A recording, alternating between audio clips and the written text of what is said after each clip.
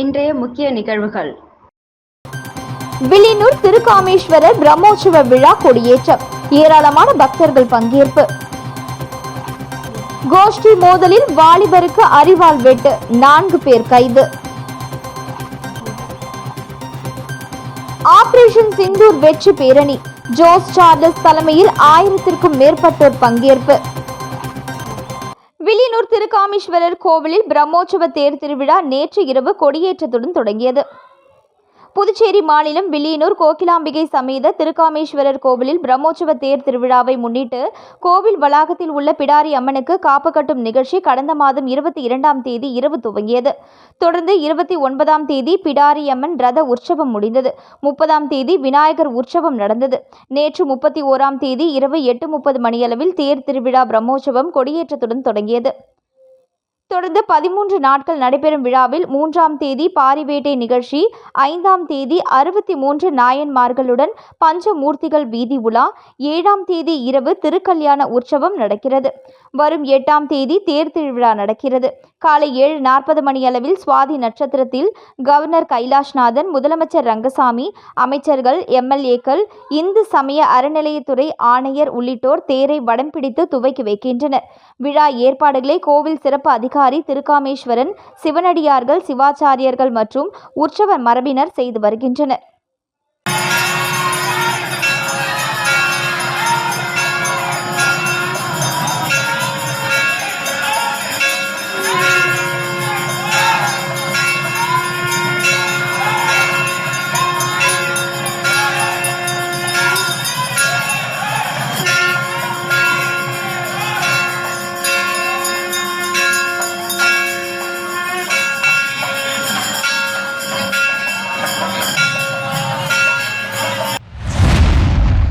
புதுச்சேரியில் முதலமைச்சர் ரங்கசாமி வீட்டின் அருகே கோஷ்டி மோதலில் 3 வாலிபருக்கு அரிவாள் வெட்டு, அதில் ஒருவர் கவலைக்கிடம். போலீசார் 4 பேரை கைது செய்து தீவிர விசாரணை மேற்கொண்டு வருகின்றனர். புதுச்சேரி சண்முகாபுரம் சொக்கநாதன்பேட்டை பகுதியைச் சேர்ந்தவர் தினகர் என்கிற எலி. இவர் இருசக்கர வாகன மெக்கானிக் வேலை செய்து வருகிறார். இந்த நிலையில் நேற்றிரவு லாஸ்பேட்டையை சேர்ந்த ஜாக்பால், ரெட்டியார்பாளையம் சேர்ந்த ஏழுமலை, கருவடிக்குப்பத்தை சேர்ந்த நரி என்கிற நரேஷ், செயின்ட்பால்பேட் பகுதியைச் சேர்ந்த கௌதம், மீனாட்சிப்பேட்டையைச் சேர்ந்த பிரித்திவ், கல்மேடுபேட் பகுதியைச் சேர்ந்த கிரி, லாஸ்பேட்டையைச் சேர்ந்த ஆகாஷ் ஆகியோர் தினகர் வீட்டிற்கு சென்று ஏற்கனவே நடைபெற்ற பிரச்சினை சம்பந்தமாக பேச்சுவார்த்தை செய்வதற்காக அவரை அழைத்து சென்றுள்ளனர். அப்பொழுது தினகருடன் அவரது நண்பர்களான ரூபின், தரணி ஆகியோரும் உடன் சென்றுள்ளனர். இதனிடையே இரு தரப்பினருக்கும் இடையே கடந்த சில நாட்களுக்கு முன் நடைபெற்ற பிரச்சினை குறித்து கதிர்காமம் வழுதாவூர் சாலையில் கும்பலாக பஞ்சாயத்து பேசி கொண்டிருந்த பொழுது திடீரென அவர்களுக்கிடையே பேச்சுவார்த்தை முற்றி வாக்குவாதம் ஏற்பட்டது. தொடர்ந்து இரு தரப்பினரும் ஒருவரை ஒருவர் சரமாரியாக அரிவாளால் வெட்டி கொண்டனர். இதில் தினகர் என்கிற எலியை தலையில் வெட்டியதில் படுகாயமடைந்து உயிருக்கு போராடி கொண்டிருப்பதை கண்ட எதிர்த்தரப்பினர் அங்கிருந்து தப்பிச் சென்றனர். மேலும் மோதலில் எதிர்த்தரப்பை சேர்ந்த ஜாக்பால், ஏழுமலை ஆகியோருக்கும் பலத்த காயம் ஏற்பட்டது. தகவல் அறிந்து சம்பவ இடத்திற்கு வந்த கோரிமேடு தன்வந்திரி போலீசார் காயமடைந்த 3 பேரையும் உடனடியாக மீட்டு சிகிச்சைக்காக கதிர்காமம் அரசு மருத்துவமனைக்கு அழைத்துச் சென்றனர். இதில் படுகாயமடைந்த தினகரை மேல் சிகிச்சைக்காக ஜிப்மர் மருத்துவமனைக்கு அனுப்பி வைத்தனர். இந்த சம்பவம் குறித்து கோரிமேடு போலீசார் வழக்கு பதிவு செய்து விசாரணை நடத்தியதில் இரு தரப்பிற்கும் ஏற்கனவே நடைபெற்ற பிரச்சினை தொடர்பாக முன்விரோதம் இருந்துள்ளது. இதனை பேசி தீர்த்து கொள்ள முயற்சி செய்த பொழுது ஏற்பட்ட மோதலில் இரு தரப்பும் ஒருவருக்கொருவர் வெட்டி கொண்டதாக தெரிய வந்துள்ளது. மேலும் இவ்வழக்கில் 4 பேரை கைது செய்த போலீசார் அவர்களிடம் விசாரணை நடத்தி வருகின்றனர். மேலும் தலைமறைவாக உள்ள மற்ற 3 பேரை போலீசார் வலைவீசி தேடி வருகின்றனர். இந்த நிலையில் புதுச்சேரி முதலமைச்சர் ரங்கசாமி வீடு மற்றும் மேட்டுப்பாளையம் காவல் நிலையத்திற்கு அருகே நடைபெற்ற இச்சம்பவம் புதுச்சேரியில் பரபரப்பை ஏற்படுத்தியுள்ளது. ஆபரேஷன் சிந்தூர் வெற்றிக்கு வித்திட்ட முப்படை வீரர்களுக்கு நன்றி தெரிவிக்கும் வகையில் புதுச்சேரி பிரபல லாட்டரி அதிபர் மார்டினின் மகன் ஜோஸ் சார்லஸ் மார்டின் தலைமையில் ராயல் சல்யூட் பேரணி நடைபெற்றது. 5000க்கும் மேற்பட்ட பொதுமக்கள் கையில் தேசிய கொடி ஏந்தி பேரணியில் ஈடுபட்டனர். பகல்காம் பயங்கரவாத தாக்குதலுக்கு பதிலடி தரும் வகையில் ஆபரேஷன் சிந்தூர் ராணுவ நடவடிக்கை மூலம் பாகிஸ்தானில் உள்ள பயங்கரவாத முகாம்களை இந்தியா தகர்த்தது. இந்த நிலையில் ஆபரேஷன் சிந்தூர் வெற்றிக்கு வித்திட்ட முப்படை வீரர்களுக்கு நன்றி தெரிவிக்கும் வகையில் ராயல் சல்யூட் பேரணி தமிழகத்தை சேர்ந்த பிரபல லாட்டரி அதிபர் மார்டினின் மகனும் மார்டின் குழும நிர்வாக இயக்குநருமான ஜோஸ் சார்லஸ் மார்டின் தலைமையில் நடைபெற்றது.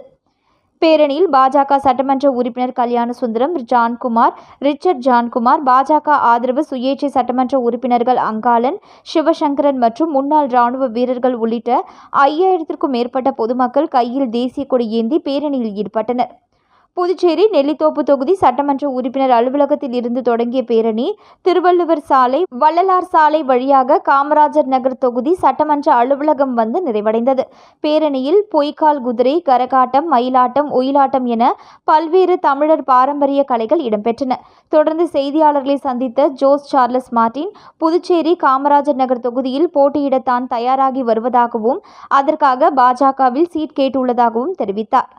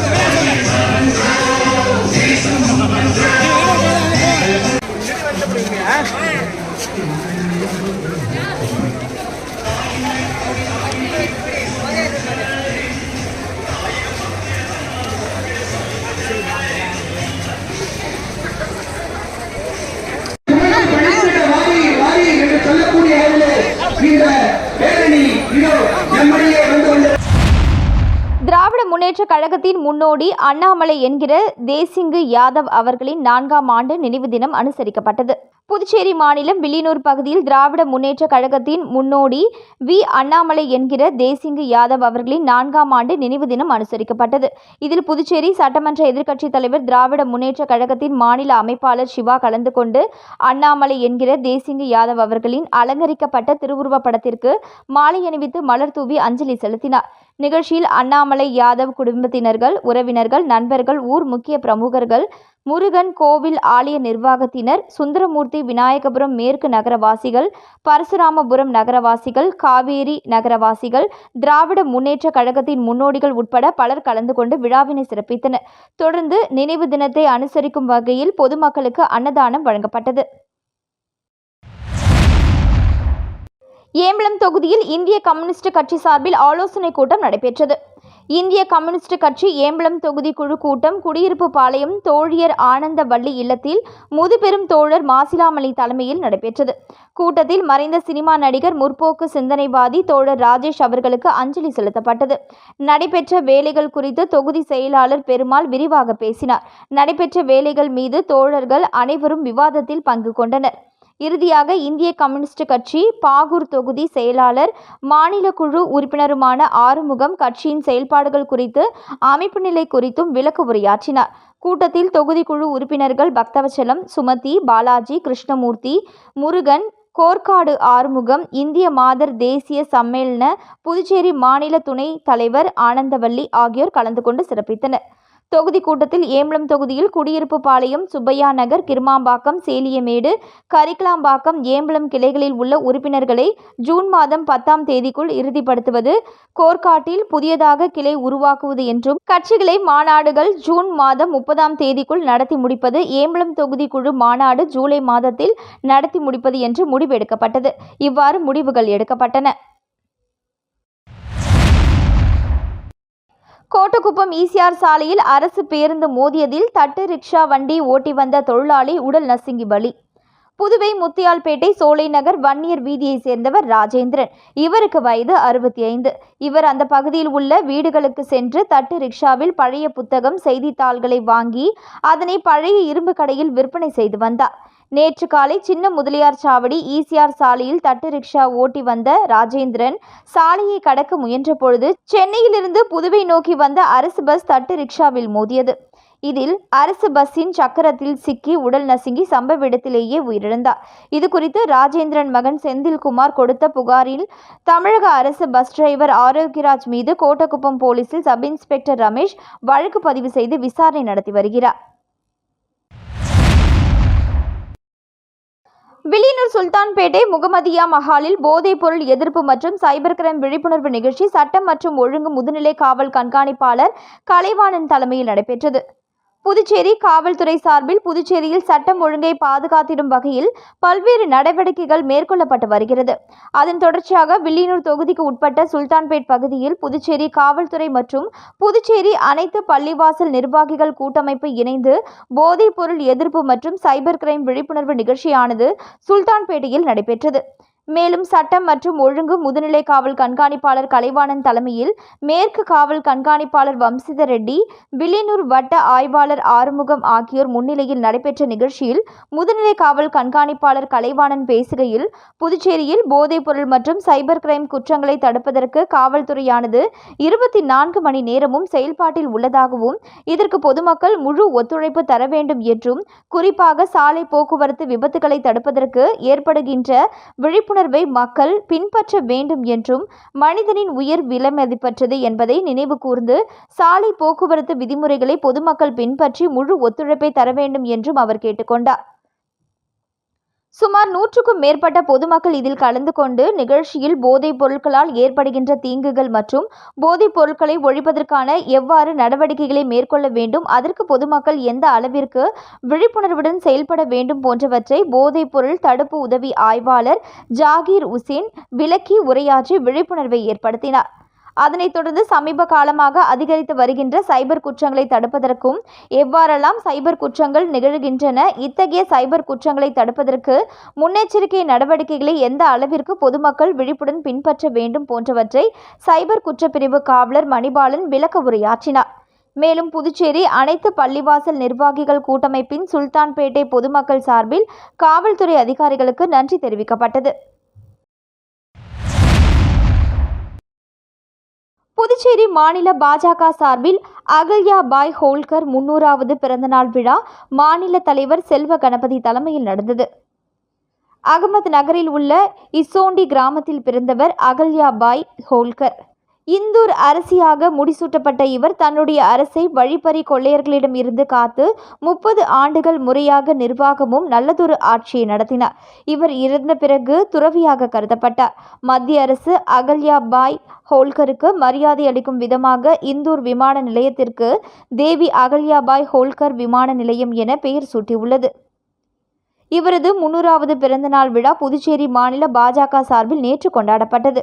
விழாவிற்கு மாநில தலைவர் MP செல்வ கணபதி தலைமை தாங்கி அவரது படத்திற்கு மாலை அணிவித்து மலர் தூவி மரியாதை செலுத்தினார். அமைச்சர் சாய்ஜி சரவணகுமார், பொறுப்பாளர் சிவகுமார், மாநில பொதுச் செயலாளர் மௌலி தேவன் உட்பட பலர் கலந்து கொண்டனர். SSPL அதாவது சதர்ன் ஸ்ட்ரீட் பிரீமியர் லீக்கின் பிரம்மாண்ட அறிமுக விழா சென்னையில் நடைபெற்றது.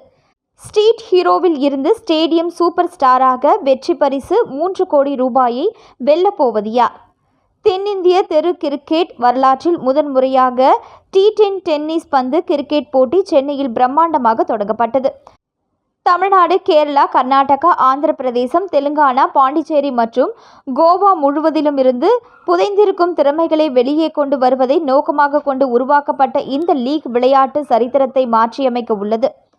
சிறந்த வீரர்களை கொண்ட 12 அணிகள் இந்த ஆகஸ்டில் இந்தியாவின் மிகப்பெரிய டென்னிஸ் பந்து கிரிக்கெட்டில் மிகப்பெரிய பரிசு தொகையான 3 கோடி ரூபாயை வெல்ல களம் கொண்டு எதிர்கொண்டு விளையாடுகின்றன. இந்த சதர்ன் ஸ்ட்ரீட் பிரீமியர் லீக்கின் தலைவர் ஆற்காடு இளவரசர் நவாப் சதா முகமது ஆசிப் அலி, பிரபல நடிகர் ரவி மோகன், SSPLஇன் தலைமை செயல் அதிகாரியும் இயக்குநருமான LT ஆனந்த், முக்கிய பிரமுகர்கள், வணிகர்கள் உள்ளிட்டோர் இந்நிகழ்ச்சியில் பங்கேற்று லீக்கை தொடங்கி வைத்தனர். இந்நிகழ்ச்சியை ஆரவாரமாக 5 அடி உயர வெற்றி கோப்பை அறிமுகப்படுத்தப்பட்டது. SSPL-இன் அதிகாரப்பூர்வ லோகோ மற்றும் விளையாட்டு கீதம் ஆகியவை வெளியிடப்பட்டு பெரும் வரவேற்பு பெற்றன. இந்தியாவில் சிறுவர்கள் முதல் பெரியவர்கள் வரை வாழ்வின் அங்கமாக கிரிக்கெட் மாறிவிட்டது. பெரும்பாலானோர் தங்களது கிரிக்கெட் விளையாட்டை டென்னிஸ் பந்துகளில் இருந்து தொடங்குகின்றனர். கிரிக்கெட் விளையாட்டு என்பதை விட பல்வேறு மதங்கள், மொழிகள், இனங்கள் மற்றும் கலாச்சாரங்களில் உள்ள மக்களை ஒன்றிணைக்கும் கருவியாக உள்ளது. கிரிக்கெட் அரங்கங்கள் வரலாறுகளை வெளிப்படுத்தும் என்றாலும் நாட்டின் குறுகிய பாதைகள் மற்றும் பரபரப்பான தெருக்களை பார்த்தால் எதிர்கால நட்சத்திரங்கள் உண்மையிலேயே பிறக்கும் இடம் அது என்று நம்ப முடியும். இந்தியாவில் கிரிக்கெட் திறமைகளுக்கு பஞ்சமில்லை. ஆனால் அதை முன்னெடுத்து செல்ல சரியான தளம் இல்லை. தெரு கிரிக்கெட்கள் மிக சாதாரணமாகவும் மற்றும் டென்னிஸ் பந்துகளுடன் விளையாடப்பட்டாலும் வடிகட்டப்படாத திறமைகளுக்கு நீண்ட காலமாக வழிவகுத்துள்ளது. இங்குதான் தோனி மற்றும் விராட் கோலி உள்ளிட்ட இந்தியாவின் பல கிரிக்கெட் ஜாம்பவான்கள் முதலில் தங்கள் திறமைகளை, ஆற்றல் மற்றும் மன உறுதியை வளர்த்தனர். இந்த சிறிய தொடக்கத்திலிருந்து எண்ணற்ற கிரிக்கெட் வீரர்கள் தேசிய மற்றும் சர்வதேச புகழை பெற்றுள்ளனர். SSPL தெரு கிரிக்கெட்டின் சிறந்தவர்கள் மைய அரங்கை எடுக்கக்கூடிய ஒரு கட்டமைக்கப்பட்ட தளத்தை வழங்குகிறது. மேலும் தெரு கிரிக்கெட்டின் ஒப்பிட முடியாத ஆர்வத்தை உலகத்தரம் வாய்ந்த அரங்குகளுக்கு கொண்டு வருவதற்காக வடிவமைக்கப்பட்ட ஒரு லட்சிய T10 டென்னிஸ் பந்து கிரிக்கெட் போட்டி இது. இந்த T10 cricket league 8 over tennis பந்து மற்றும் 2 ஓவர் டேப் பந்து 12 வயதிற்கு மேற்பட்ட வீரர்களுக்கானது. இதன் நுழைவு கட்டணம் வெறும் ₹699 மற்றும் GST மட்டுமே. தேர்வுகள் அனைத்து மாநிலங்களிலும் மெட்ரோ நகரங்கள் மற்றும் மெட்ரோ அல்லாத இடங்களில் நடைபெறும். 3 நிலை தேர்வு செயல்முறை 1 மாதத்திற்கு நீட்டிக்கப்படும். வீரர் தேர்வு மற்றும் விளையாட்டு கண்காணிப்பில் தொழில்நுட்ப கண்டுபிடிப்புகளுக்கான பங்களிப்பு டென்னிஸ் பந்து கிரிக்கெட்டின் நம்பகத்தன்மை மற்றும் உற்சாகத்தை தொழில்முறை தரங்களுக்கு அங்கீகரிப்பது SSPL-ஐ மற்ற போட்டிகளில் இருந்து வேறுபடுத்துகிறது. உள்ளூர் திறமைகளை சர்வதேச தரத்திற்கு கொண்டு செல்வதே இதன் முக்கிய நோக்கமாகும். இதுவரை கிடைக்கப்பட்ட வரவேற்பு ஸ்டேடியம் கிடைக்கும் பட்சத்தில் ஷார்ஜாவில் இறுதிப் போட்டிகளை நடத்துவதை கருத்தில் கொள்ள வழிவகுத்துள்ளது. வெளிப்படைத்தன்மை மற்றும் நியாயமான விளையாட்டு SSPL-இன் முக்கிய அம்சங்களில் ஒன்று.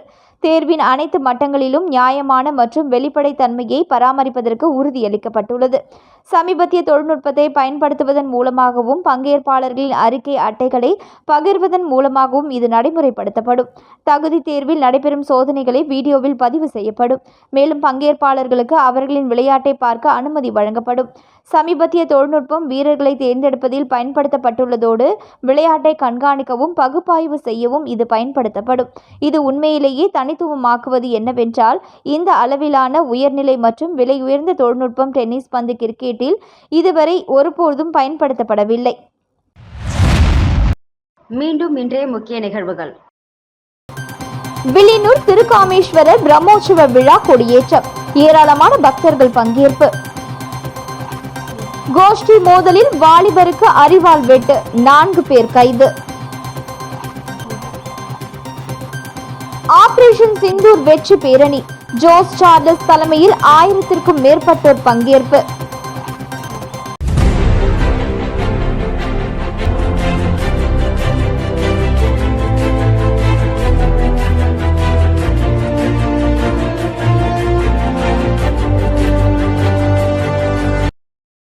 செய்திகளை உடனுக்குடன் தெரிந்து கொள்ள ஆஸ்கார் யூடியூப் சேனலை சப்ஸ்கிரைப் செய்யவும்.